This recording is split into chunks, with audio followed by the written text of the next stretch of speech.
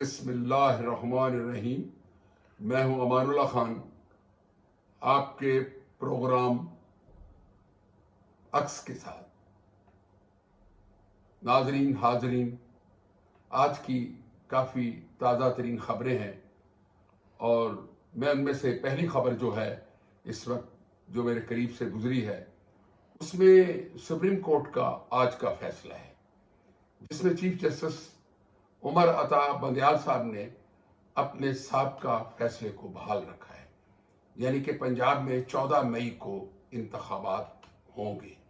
اسے بحال رکھا ہے، اور جو حکومتی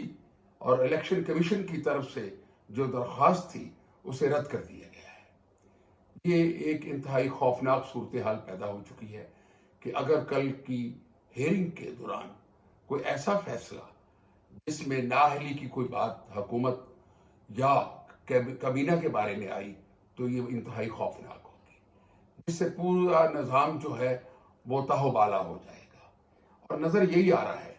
کہ کل کوئی صورتحال بگڑنے والی ہے، کیوں کہ عدلیہ اس وقت حکومت اور پارلیمان کو کوئی بھی ریلیف دینے کے لیے تیار نہیں ہے، اور اسی خبر کے اوپر تحریک انصاف کے حلقوں میں کافی خوشی منائی جا رہی ہے۔ چلیں، یہ تو کل آنے والے دن کے لیے ہو سکتا ہے کہ حکومت کے لیے کوئی خوشخبری ہو یا تحریک انصاف کے کارکنوں کے لیے۔ اچھا، دوسری خبر جو میرے پاس ہے اب تک، اس کے بارے میں آپ سے عرض کروں کہ اس وقت پاکستان مسلم لیگ نون کی قیادت میں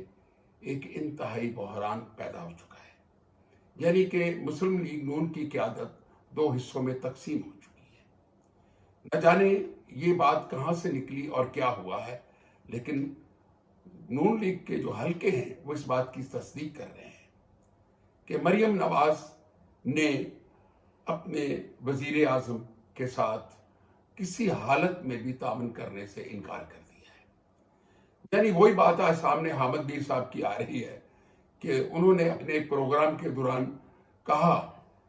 کہ یہ جو حکومت سابقہ حکومت ہے، یہ اقتدار کسی حالت میں بھی عمران خان کو نہیں ملنا تھا، لیکن یہ ہوا کیا؟ ہوا یہ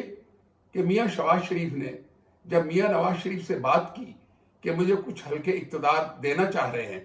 تو بھائی جان آپ کی کیا رائے ہے؟ تو جب وہاں سے انکار آیا تو 18 میں یہی صورتحال جو دوبارہ پیدا ہوئی کہ وہ حلقے پیچھے ہٹ گئے اور انہوں نے شہباز شریف کو اقتدار دینے سے انکار کر دیا۔ اگر میاں صاحب تھوڑی سی ہٹ دھرمی سے پیچھے ہٹتے تو میاں شہباز شریف 18 میں وزیر اعظم بن جاتے، لیکن اقتدار کی ہوس نے بڑے بھائی کو چھوٹے بھائی کو ایک طرف کر دیا،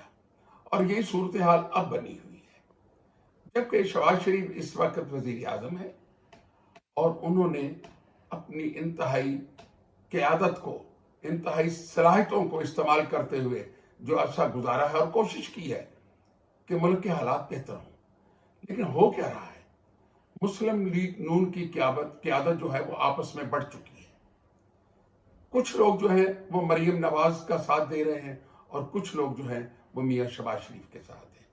یعنی مریم نواز کے ساتھ جو لوگ ہیں وہ میاں محمد نواز شریف کے ساتھ لوگ ہیں، اور اس قیادت کے اندر جو لوگ ہیں جیسے خاقان عباسی صاحب ہیں، پرویز رشید صاحب ہیں اور مفتاح اسماعیل صاحب ہیں، یہ سب لوگ اس وقت میاں نواز شریف کے گروپ میں ہیں، جو کسی حالت میں بھی میاں شہباز شریف کی حکومت کو آگے بڑھنے نہیں دے رہے، یعنی ان کے ساتھ تعاون نہیں کر رہے، اور یہ صاف نظر آ رہا ہے۔ اور اسی طریقے سے مسلم لیگ نون کے کارکن بھی آپس میں بڑھ چکے ہیں، جیسے چودھری طلال ہو گیا، آپ ان کے بیانات سنیں گے اور وہ بھی کوشش کر رہے ہیں کہ وہ میاں محمد نواز شریف کے گروپ کا ساتھ دیں۔ اسی طریقے سے جو صوبہ سرحد کی قیادت ہے وہ بھی آپس میں بڑھ چکی ہے، لیکن دوسری طرف یہ دیکھیں کہ ان کی آپس میں اقتدار کی جنگ کی وجہ سے مسلم لیگ کا کیا حال ہوگا، مسلم لیگ کے کارکن کہاں جائیں گے؟ اور اگر یہی صورتحال رہی تو آنے والی کل جو ہے، جیسے عدلیہ نے کوئی ایسا فیصلہ دیا جس کی وجہ سے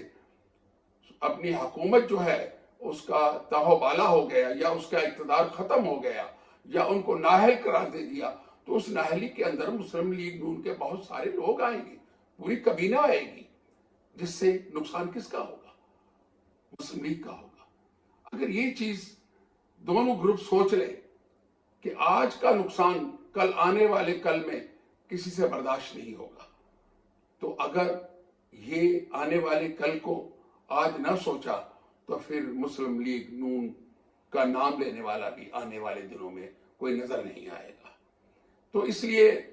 کل کے عدلیہ کے فیصلے کی جو آواز آئے گی، اس کے ساتھ یا تو مسلم لیگ ایک جگہ ڈٹ جائے گی یا مسلم لیگ مکمل طور پہ دو حصوں میں تقسیم ہو جائے گی۔ میں اسی کے ساتھ آپ سے اجازت چاہوں گا۔ خدا حافظ۔